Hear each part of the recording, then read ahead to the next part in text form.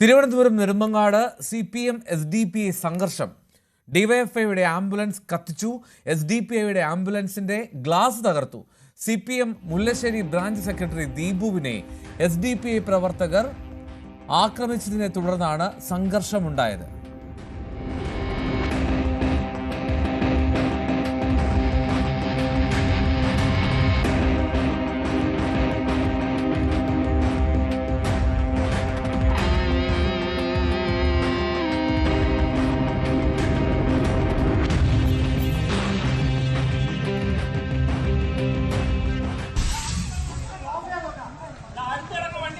അരുൺ മോഹൻ വാർത്തയുടെ വിവരവുമായി ചേരുന്നത്. അരുൺ, സംഘർഷഭരിതമാണല്ലോ. ഈ CCTV ദൃശ്യങ്ങൾ എവിടത്തെയാണ്? ഇത് ആരാണ് ഈ അക്രമം നടത്തുന്നവർ?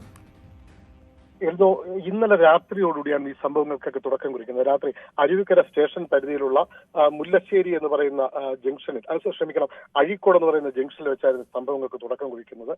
മുല്ലശ്ശേരി ബ്രാഞ്ച് സെക്രട്ടറി കൂടിയായ ദീപുവിനെ ഒരു വിഭാഗം SDPI പ്രവർത്തകർ മർദ്ദിക്കുന്നതായിരുന്നു ഈ പ്രശ്നങ്ങൾക്കൊക്കെ തുടക്കമെന്നാണ് നമുക്ക് മനസ്സിലാക്കാൻ കഴിയുന്നത്.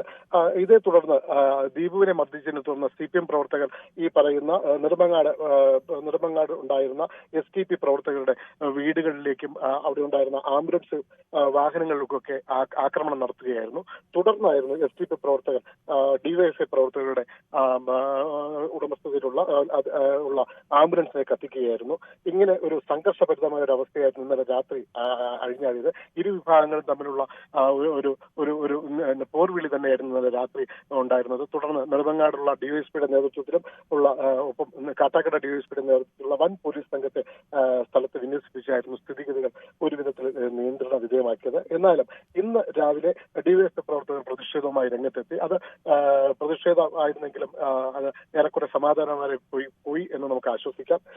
എന്തായാലും പ്രദേശത്ത് ഇപ്പോഴും സംഘർഷാവസ്ഥ തുടരുന്നു എന്ന് തന്നെ നമുക്ക് പറയാം. എൽദോ, ഒട്ടും ആശ്വാസമായിട്ടുള്ള കാര്യമല്ല ഈ ആംബുലൻസ് ഒക്കെ കത്തിക്കുക എന്നുള്ളത്. എന്താണെങ്കിലും എന്തിനാണ് ആംബുലൻസ് വാങ്ങിയതെന്ന് SDPI ആയിക്കോട്ടെ അല്ലെങ്കിൽ DYFI ആരും ആയിക്കോട്ടെ അവർ ആലോചിക്കണം. ഇനി ആരും ഇവരിൽ ആരെങ്കിലുമൊക്കെ പിടിയിലായിട്ടുണ്ടോ? കസ്റ്റഡിയിൽ ആരെങ്കിലും ഉണ്ടോ ഈ പ്രവർത്തകരിൽ ആരെങ്കിലും?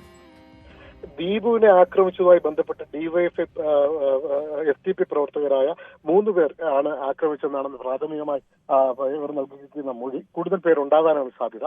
നിലവിൽ ആരും അറസ്റ്റിലായിട്ടെന്ന് അല്ലാതാണ് ഇപ്പോൾ നമുക്ക് കിട്ടുന്ന വിവരം. പക്ഷേ പോലീസിന്റെ നിരീക്ഷണത്തിലും കസ്റ്റഡിയിൽ ഒക്കെയാണ്. ഔദ്യോഗികമായി നമുക്ക് സ്ഥിരീകരണം വന്നിട്ടില്ല. അതേസമയം ഈ പറയുന്ന പരിക്കേറ്റ ദീപു ആശുപത്രിയിൽ ചികിത്സ നേടി. ആരോഗ്യനില തൃപ്തികരമാണ് എന്നാണ് നമുക്ക് അവിടെ നിന്ന് അറിയാൻ കഴിയുന്നത്. എന്തായാലും സ്ഥലത്ത് പോലീസ് ഗൗരവമായി തന്നെ നിന്ന് ഈ സ്ഥിതി ഇപ്പോഴത്തെ ഒരു അവസ്ഥയെ ക്രമസമാധാനമായി എത്തിക്കുകയാണ്.